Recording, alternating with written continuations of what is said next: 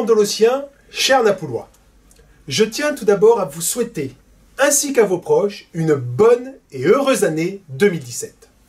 À chacun d'entre vous, j'adresse mes meilleurs vœux de santé et de réussite, en espérant que nous connaîtrons bientôt des jours meilleurs, aussi bien pour la France que pour notre ville Mandelieu-la-Napoule, que nous aimons tant. Comme vous le savez, cette année n'est pas tout à fait comme les autres, puisque nous allons élire un nouveau président de la République pour donner un nouvel élan à la France.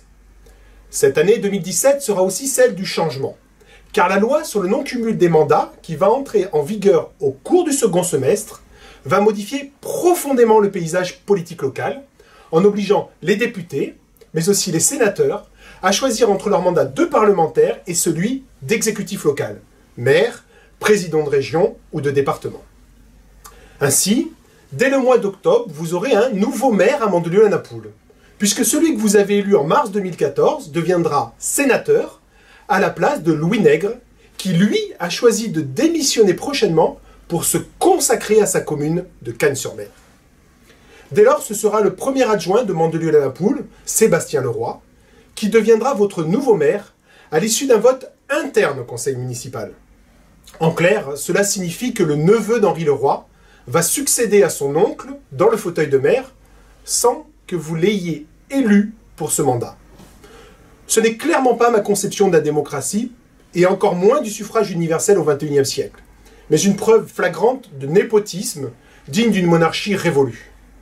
Aussi, pour mieux défendre vos intérêts et ceux de notre commune, nous demandons la démission du conseil municipal et l'organisation de nouvelles élections en 2017 afin que seuls les Mandolossiens et les Napoulois puissent choisir leur nouveau maire de Mandelieu-la-Napoule. Nous dénonçons par ailleurs un véritable abus de confiance électorale, car en vous cachant ses intentions au moment de son élection comme maire en 2014, Henri Leroy vous a menti en organisant de surcroît sa succession en catimini au profit de sa propre famille et plus particulièrement de son neveu. Le maire de Mandelieu-la-Napoule a clairement trahi votre confiance, quelques mois plus tard, car il savait pertinemment qu'en se présentant aux élections sénatoriales, il serait obligé d'abandonner son mandat de maire en 2017.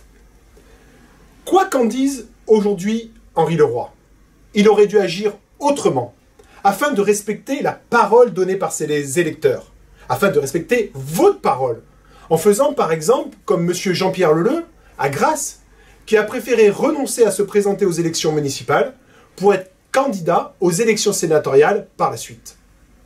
À cause de ces mensonges et de ces combines électorales, que nous réprouvons, vous êtes mis aujourd'hui devant le fait accompli. Et Henri Leroy va vous imposer, jusqu'en 2020, un maire qui ne sera en réalité qu'un intérimaire, et que vous n'avez pas élu. Il faudra vous en souvenir le moment venu. Face à cet abandon de poste du maire à mi-mandat, voilà son véritable bilan. Sachez que je serai toujours là, avec mon équipe, pour vous dire la vérité. Et dès que cela sera possible, je me présenterai devant vous au suffrage universel, afin de faire souffler un vent de liberté, un vent de démocratie à Mandelieu-la-Napoule, après 22 ans de dynastie Leroy. Vive la France, vive Mandelieu-la-Napoule!